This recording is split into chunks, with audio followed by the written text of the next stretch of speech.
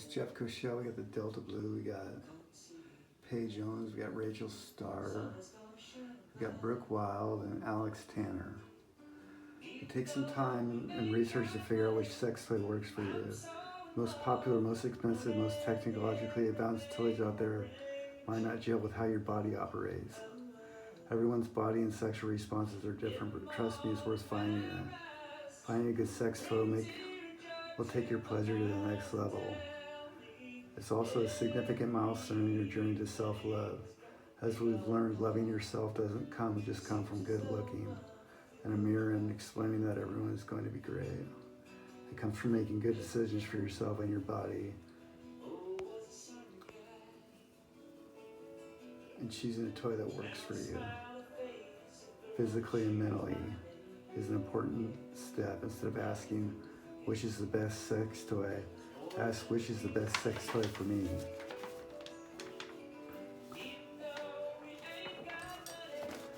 What to ask for before purchasing a sex toy.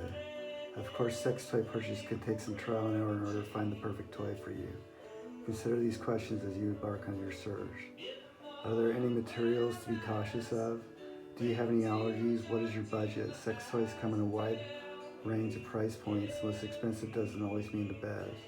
Battery operated, rechargeable is the power source important to your purchase. What kind of pleasure do you like? Internal, external, front, back, vibration, pressure? Is vibration in your game? Do you want something with a wide surface area on your genitalia or something more direct and pinpointed with a smaller surface area? Should you consider accessibility in this purchase? Would it be better to purchase a sex toy that doesn't require strain in any extremity? Does this toy need to be waterproof, splash-proof, or submergible for any hot tube play or squirters? Delta Blue, Take 2. Take pleasure further. In this chapter, we learned the importance of masturbation as a tool to feel more connected with ourselves and our needs. We talked about how to remove the shame we often associate with the act with our body. Let's take that a little further by considering in the most indulgent way possible what you would need right now to have the most incredible orgasm. How can you incorporate your sex toy? How can you push it even further? Have a masturbation date with yourself and your sex toy. We considered this in the last chapter, and now we're going to elevate it a little more. Mix things up, try masturbation in a different position where you can experience hands-free pleasure. Maybe nipples are involved. What if you try to plug with the OG solo play moves you have down? Try it out and see how it feels when you write about the experience. Create a hot fantasy. Throughout your day, really build up a fantasy over yourself. Where are you? Who's there? What is happening? Try not to shame yourself for what is going on in your head.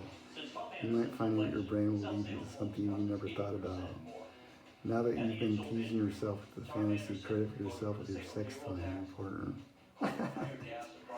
Play with the other parts. Give yourself a little smack on the ass, punch a nipple. Grab your sides or brush yourself up against a cold surface, fill a refrigerator. Play with the other erogenous zones to see whether that sex toy takes time a little further. Design a mood. Light and color have an incredible effect on your mood. The same way that putting on a fresh outfit or hot Rihanna lingerie can give you a confidence boost. What are the sexiest mood-setting modifications you can do for yourself? Write it all down. Who says you can't create a little erotica for yourself? And in your notebook, write down your own erotic story. Next time you're looking to get in the mood, you can read it or continue writing this story in installments over time. Delta Blue, Take 3.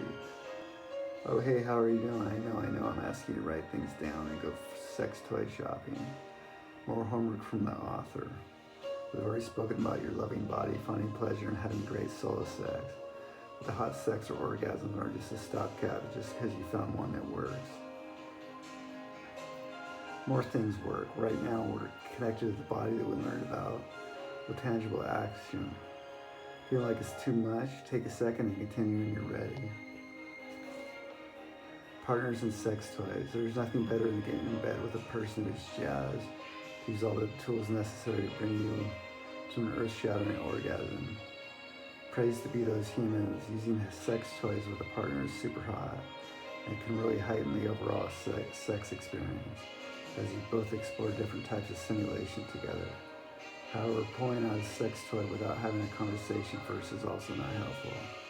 I'd like you to introduce sex toys into your partner's sex life. You need to have a conversation with your partner. Here are some pointers. There isn't a perfect moment, just have the conversation. There isn't a perfect moment in a relationship or situation to bring up the topic of sex toys or to introduce your sex toy chest in the bedroom. I get it. We're afraid of our partners.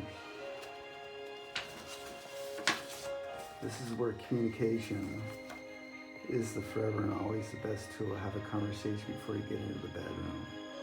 Keep the neutrality. Everything that you're doing and or proposing is perfectly normal. Using sex toys in beds with or a partner is super fun. Approach it as if you're talking about what to eat or what Netflix or show you're going to watch or some other neutral conversation topic. Just be chill. Reassurance is sometimes needed. Look, we as a society need to be more comfortable with how we experience pleasure in a safe and healthy way. Until we get there, we must remember that we've been all taught to hate our bodies and to feel shame around sex.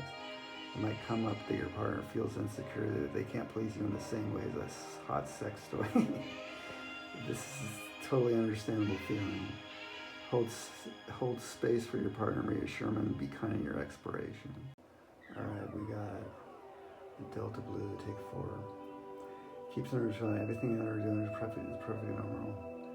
Using sex toys in bed with your partner is super fun. Wait, not all toys need a buzz. Maybe playing with your partner needs an erotic oil massage, your paddle, or a butt plug. Sex and toys are all about what you like. They are what comes after a boundary-setting conversation. They are a means to an orgasm your way. Your body, always your choice. Transferable sex toys. Most sex toys can be used across genitalia and bodies, of course. First consider the material and your comfort level around sharing, which makes it an excellent tool to have when playing with your lover Again, this word. I challenge you to think outside the box with sex toys and how they can be incorporated. Consider putting a vibrator on your cheek during oral sex, or experience a double penetration fantasy if you're a vulva owner when playing with a person who has a penis and a dildo. There are also remote operated toys. One person wears it while the other one controls it. Gets consent, of course. Finding sex toys that both partners can use and play with changes the dynamic and makes everything a bit more fun. Lubrication 101. Lube, lubity lube. I love lubrication. I love everything about it. There has not been a day in my sexual history where I've run out of lube, because I stockpiled as if the supply chain will cease to exist one day. Some people hoard paper towels. I live off my throne of high-quality water-based lubricant. This was not always the case. I used to feel really self-conscious about using lubricant. Maybe some of you can relate. How many times did I not ask for it, secretly apply it to where my sex partner wasn't looking, or hide it in my wallet just in case I needed someone on a date? And for what? Because I was scared of being judged. Sadly, we've been well taught that the need for lubrication somehow equates to your age, your vitality, or your means for lubrication. But in reality, needing lubrication just means you need lubrication. That's it, right? Sexual arousal of the vulva and clitoris swell while the vagina produces a clear, wet substance biology designed to reduce any kind of friction. However, this response to sexual excitement can differ from person to person. Sometimes this wetness has nothing to do with arousal and everything to do with hormone levels or the glands in the cervix, providing fluid to keep the vagina clean. Sometimes stress or medication or hydration will affect the amount of wetness that happens. And sometimes you can be really aroused and not wet at all. Dryness is a real thing that happens to every single person with a front hole vulva. It doesn't matter your age or how fertile you are or any other reason that makes vulva owning people feel bad about their bodies. It's really an individual experience. Dear reader, I used to believe every single negative thing about use of lubrication, and it made me feel really bad about my body. Once a sexual person looked at me after I applied lube to my sex toy and were used to saying, "Are you not into me?" It made me think something was wrong with me and I wasn't working properly. I would always feel bad. that my body wasn't good enough to produce the regular amount of wetness needed. As I've gotten older and more into sex education, I've come to learn that natural wetness isn't to be in all personal arousal. If you take one thing away from this book, let me be this. Lubrication is a necessary part of using a sex toy and having sex. Lubrication is really your best friend in all forms of pleasure. It makes genitals more sensitive, slicker, and easier to please. Nobody wants dry skin against dry skin, whether it's foreplay, oral sex, penetrative sex, soul sex, or anything else. Penetration plays a hot role.